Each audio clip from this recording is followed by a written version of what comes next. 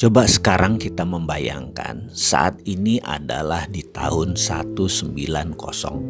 Apa yang kita bayangkan? Kita melihat apa itu peta dunia, geografi dunia di tahun 1900. Apa yang Anda lihat? Asia masih di tempat Asia, Afrika masih di tempat Afrika, Amerika masih di tempat Amerika. Tapi ingat, di tahun 1900 ada 100 negara belum lahir. Indonesia belum lahir, India belum ada, Cina bahkan belum ada. Lalu apa bentuk peta dunia di tahun 1900? Kita semua tahu bahwa peta tahun 1900 berbeda petanya dengan saat ini. Karena peta dulu adalah berbasis kolonialisasi. Jadi wilayah Asia di sini misalnya wilayah jajahan Belanda, kolonialisasi Inggris di India, di Afrika, Belgia, Portugis, Inggris, Perancis dan lain sebagainya. Jadi peta dunia ditentukan oleh peta kolonialisasi. Lalu terjadilah suasana yang di setiap saat di tahun 1900, setiap saat negara Eropa itu yang melakukan kolonialisasi di mana-mana, hampir perang di semua wilayahnya. Belgia hampir perang sama Inggris di wilayah tertentu, Portugis hampir perang sama Perancis di wilayah tertentu,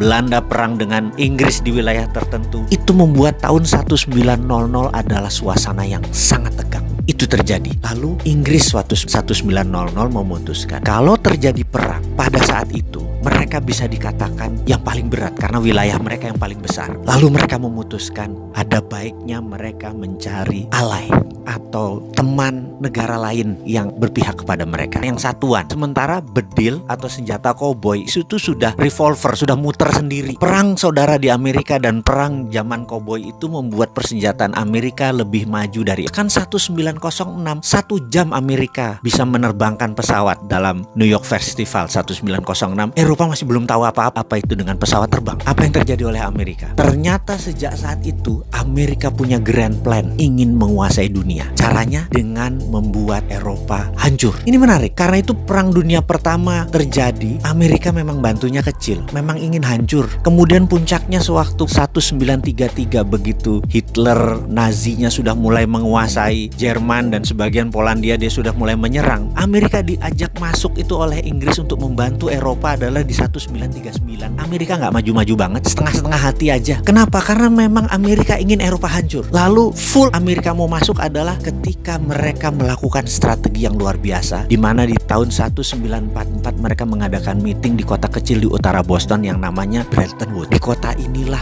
mereka mengontrol orang-orang negara-negara perang tadi, diundang dan dikatakan kita tidak inginkan ada perang dunia ketiga. Jawaban mereka kompak, tidak mau. Karena itu harus ada 3 hal yang harus mereka lakukan dan mereka setuju. Nomor 1, dunia harus mempunyai currency. Currency dunia itu haruslah dolar. Mereka tidak bisa bilang apa-apa, tapi delegasi Perancis keluar karena marah. Tapi apa terjadi begitu Perancis diserang lagi oleh Jerman? Delegasi Perancis pun pulang lagi dan menyatakan oke deh, setuju. Akhirnya sepakat currency dunia adalah dolar. Kedua, kita, kata mereka, harus mengontrol ini dengan menciptakan World Bank. Mereka pun setuju. Dan ketiga adalah punya IMF, International Monetary Fund, untuk mengontrol dana tadi. Mereka pun setuju. Semuanya itu kantornya di Washington, artinya memang di bawah Amerika. Bahkan kalau voting right, suaranya Amerika tuh 26% di IMF. Dan syarat untuk disetujunya sebuah resolusi harus 75% suara. Alias dengan kata lain, kalau Amerika tidak setuju, resolusi IMF tidak pernah keluar. Artinya IMF memang milik Amerika. Begitu mereka menandatangani, barulah